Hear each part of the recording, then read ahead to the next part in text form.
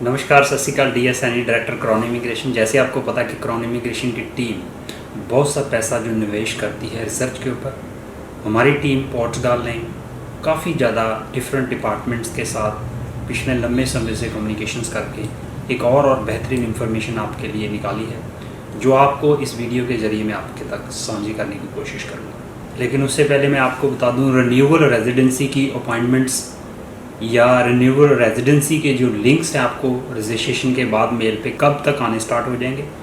As per conversation with the safe, 2 ही दिन पहले हमारे ऑफिस डिपार्टमेंट की ओर से सेफ को कॉल की गई। उसके ऊपर में उनसे डिस्कशंस की गई, स्पेशली इस टॉपिक के ऊपर में कि जो जुलाई में रिन्यूअल की अपॉइंटमेंट्स आनी थी या जुलाई में लिंक्स आने थे, वो अभी तक क्यों नहीं स्टार्ट हुए।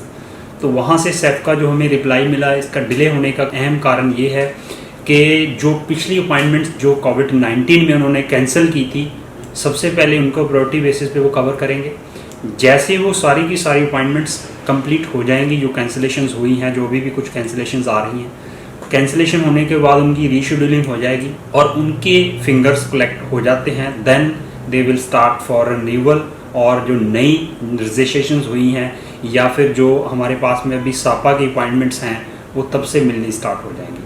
The expected dates start from August. जो उन्होंने बताया है कन्वर्सेशन में कि अगस्त में पहले और दूसरे वीक के बीच बीच रिन्यूअल रेजिडेंसी की और जो सापा के लिए अपॉइंटमेंट्स हैं वो ओपन हो जाएंगे। लेकिन जो आज का अहम टॉपिक है वो है 3 सब्जेक्ट्स हैं उसके अंदर में। 3 सब्जेक्ट में यूरोपियन यूनियंस जो यूरोपियन नेशनलिटी रखते हैं वो पोर्तुगाल में आके कैसे वसनीक हो सकते हैं। दूसरा, उनके जो फैमिली मेम्बर्स हैं वो भी यूरोपियन हैं, वो पोर्टुगाल में आके कैसे वसनीक हो सकते हैं।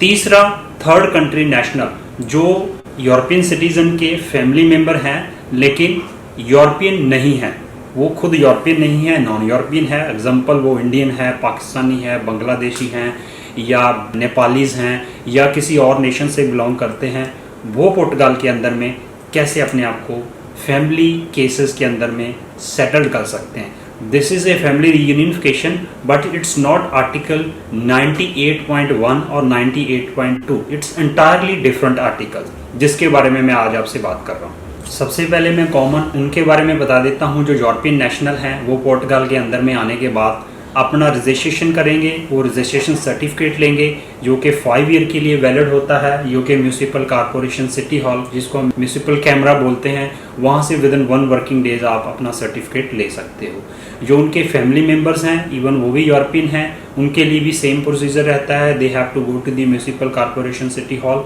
और वहाँ से वो 1 दिन के अंदर 5 साल का रजिस्ट्रेशन सर्टिफिकेट ले जाते हैं, लेके वहाँ पे पोर्टुगाल में एलिजिबल है रहने के लिए, काम करने के लिए और बिजनेस करने के लिए। लेकिन सबसे जो अहम टॉपिक है थर्ड कंट्री नेशनल, जो उनके फैमिली मेम्बर्स हैं, फॉर एग्जांपल बच्चे हैं, पेरेंट्स हैं, वो कैसे अपने आप को पोर्टुगाल में लेके आ सकते हैं। This is the main topic today. जो फैमिली रीयूनिफिकेशन में अगर हम पेरेंट्स से बात करते हैं, पेरेंट्स जो आर्टिकल 98.1 और 98.2 में है, वो पोर्टुगाल में कैसे आते हैं, उनका इंटायरली डिफरेंट सब्जेक्ट होता है। लेकिन this article belongs to 15/37 article. It is, अगर आपका कोई भी फैमिली मेम्बर नॉन यूरोपियन है और आप खुद यूरोपियन हो, जर्मन, फ्रांस, स्वीडन, डेनमार्क, किसी भी कंट्री का आपके पास में पासपोर्ट है और अपनी फैमिली को आप पोर्टुगाल के अंदर में बुलाना चाहते हो, जैसे ही आपके पास में रजिस्ट्रेशन सर्टिफिकेट हो जाता है तो आप उन फैमिली मेम्बर्स को इंटायरली डिफरेंट प्रोग्राम 15/37 के अंदर में बुला सकते हो। कैसे बुला सकते हो उसके बारे में मैं ब्रीफली एक्सप्लेन करूंगा आपको। उसके अंदर में जैसे कि आर्टिकल 98.1 और 98.2 के अंदर में वेरियर है, आप 65 ईयर ओल्ड पेरेंट्स जो हैं उनको ही बुला सकते हैं। जो less than 65 year old parents हैं उनको नहीं बुला सकते। लेकिन इस आर्टिकल के अंदर में अगर आपके पेरेंट्स 50 ईयर और 55 ईयर हैं, वो भी पोर्टुगाल के अंदर में दूसरी थर्ड नेशनल कंट्री से आ सकते हैं। उसके लिए आपको करना क्या होगा, सबसे पहले अगर आपके पास में रजिस्ट्रेशन सर्टिफिकेट है, निफ नंबर है और आपके पास में जुनता है और आप पोर्टुगाल के अंदर में कोई ना कोई कमर्शियल एक्टिविटी आपको शो करनी पड़ेगी, जो कि 3 से 6 महीने की कमर्शियल एक्टिविटी आपको बतानी है।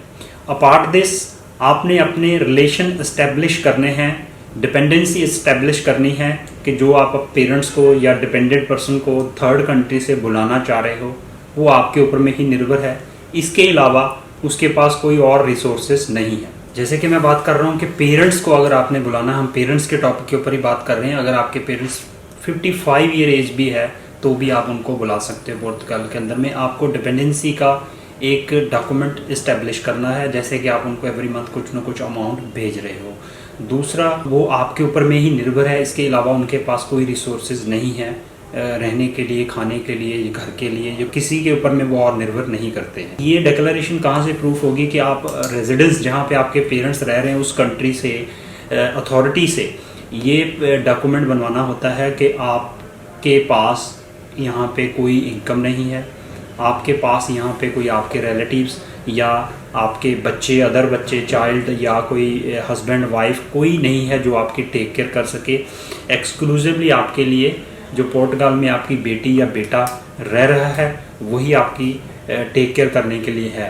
सो ये इस्टेब्लिश करना होता है, ये एक डॉक्यूमेंट आपको चाहिए होते हैं। इस तरह के डॉक्यूमेंट लेने के बाद में आप अपने पेरेंट्स को पोर्टुगाल के अंदर में बुला सकते हो। जैसे हम फैमिली का केस सेफ से पास करवाते हैं, जब हम फैमिली रियूनिफिकेशन को आर्टिकल 98.2 और 98.1 में बुलाते हैं, लेकिन यहाँ पे आपको सेफ से कोई केस पास करवाने की ज़रूरत नहीं है। आपको स्टेट वे सेफ से जस्ट अपॉइंटमेंट बुक करना है अपने फैमिली रियूनिफिकेशन में पेरेंट्स को ज्वाइन करने के लिए पोर्टुगाल के अंदर में। जस्ट अपॉइंटमेंट बुक करना है।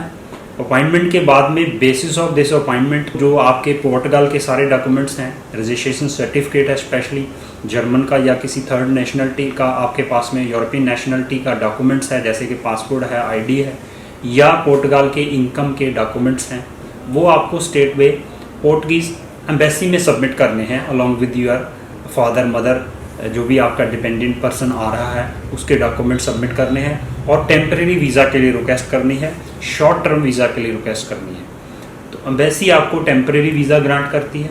वो वीज़ा लेने के बाद when you will be enter in Portugal, क्योंकि आपकी ऑलरेडी सेफ में अपॉइंटमेंट है, उस दिन जाके basis of the same document आप अपने फिंगरप्रिंट कराते हो, then you will get 5 year residence certificate. इसको अगर मैं और सरल रूप में बताने की कोशिश करूँ कि ये आर्टिकल डिफरेंट है। अगर आप यूरोपियन हैं, आप जर्मन में, फ्रांस में, डेनमार्क में, नॉर्वे में किसी भी कंट्री की नेशनलिटी रखते हैं और आपके जो पेरेंट्स हैं या बच्चे हैं या ब्रदर है या सिस्टर है जो अंडर एज हैं, आई मीन माइनर्स हैं बच्चे, पेरेंट्स अप टू 65 और मोर, कोई एज बैरियर नहीं है। लेकिन जो अदर बच्चे हैं वो डिपेंडेंसी उनकी कंसिडर होती है अप टू 18 ईयर और 21 ईयर और मे बी मैक्सिमम 26 ईयर, या फिर मेडिकल अनफिट है, वो आपके ऊपर में निर्भर है। उन लोगों को वो नेशनलिटी उनकी यूरोपियन नहीं है और थर्ड कंट्री में रहते हैं, मतलब नॉन यूरोपियन हैं वो, जैसे किसी बांग्लादेश, पाकिस्तान, इंडिया, नेपाल में रहते हैं, वो सब लोग अगर पोर्टुगाल में आना चाहते हैं तो आर्टिकल 15/37 के अंदर में रेजिडेंस कार्ड ले सकते हैं। अगर आपके खुद के पास पोर्टुगाल का रजिस्ट्रेशन सर्टिफिकेट है, अदर रेलिवेंट डॉक्यूमेंट्स है, सेफ से अपॉइंटमेंट लेके रेगुलर वीज़ा के लिए पोर्टुगीज कॉन्सुलेट में आप रिक्वेस्ट कर सकते हो। This is not family reunification visa, this is entirely different visa. It is short duration visa as we already done 2-3 cases in this subject. वो हम ऑलरेडी पहले से 2 से 3 केसेस को डन कर चुके हैं। अगर इसके मतलब आपके पास में कोई भी इंक्वायरीज है, कोई भी इन्फॉर्मेशन चाहिए, पोर्टुगाल में हमारा फिजिकल ऑफिस है, हमारे ऑफिस में रब्ता कायम कर सकते हैं। इंडिया में हमारा ऑफिस है, इंडिया के ऑफिस में रब्ता कायम कर सकते हैं और इस आर्टिकल के ऊपर में डीप से डीप जानकारी प्राप्त कर सकते हैं। उसके बाद में अपने से बिछड़े हुए फैमिली मेम्बर्स को यूरोप के अंदर में आप रीजॉइन कर सकते हैं। Thank you very much.